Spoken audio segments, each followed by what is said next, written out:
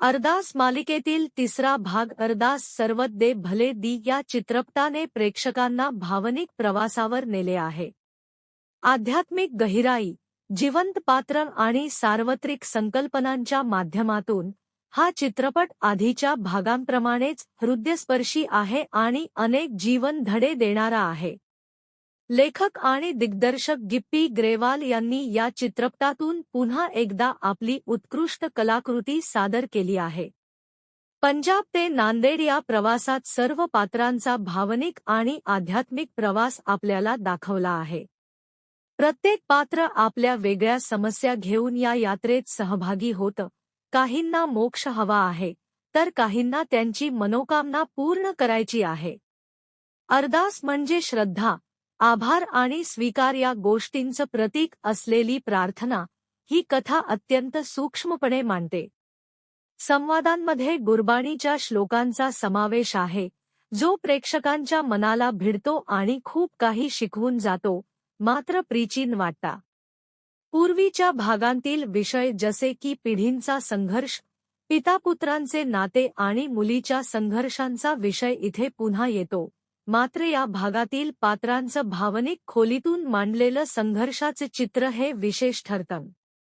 प्रत्येक पात्राची प्रवास आपल्याला त्यांचं दुःख, संघर्ष आणि त्यांचे गुपित शोधायला भाग पाडतो. चित्रपटाच्या शेवटी भावनिक उधळण प्रेक्षकांना हळवं करून सोडते, त्याच वेळी समाधानही देऊन जाते. गुरप्रीत घुग्गी यांची गुरमुख सिंग म्हणून केलेली भूमिका अत्यंत परिणामकारक आहे. जस्मीन भसीन, बनी, हिने एका दुःखी स्त्रीची भूमिका प्रभावीपणे साकारली आहे. प्रिन्स कमलजीत सिंग यांनी सिद्धू सिंगच्या भूमिकेत छाप सोडली आहे, तर गिप्पी ग्रेवालचा सहज साकारलेला सहजचा अभिनय अत्यंत प्रगल्भ आणि भावनिक आहे. मलकित रौनी, सरदार सोही, राणा जंग बहादूर आणि निर्मल ऋषी या ज्येष्ठ कलाकारांनी देखील आपापल्या भूमिकांना चांगला न्याय दिला आहे. बलजीत सिंग देओ यांचं छायाचित्रण या भावनिक प्रवासाला आणखी सुंदर बनवतो, तर गाण्यांमधील अर्थपूर्णता चित्रपटाच्या प्रभावाला आणखी वाढवते. कधी कधी कथा थोडी लांबवलेली वाटते, पण पात्रांच्या सुंदर कथा आणि त्यांचे संघर्ष यामुळे त्याचा फारसा परिणाम होत नाही. एकूणच अरदास सर्वत दे भले दी हा चित्रपट श्रद्धेचा संदेश देतो आणि अंधारातही विश्वास ठेवा असं शिकवतो.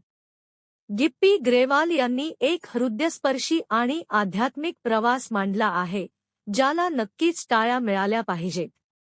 स्वतःच्या शोधाचा, श्रद्धेचा आणि संघर्षाचा प्रवास पाहायचा असल्यास हा चित्रपट एकदा तरी पाहायलाच हवा.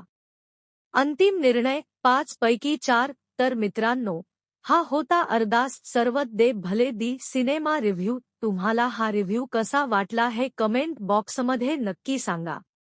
आवडल्यास लाईक आणि सबस्क्राईब करायला विसरू नका.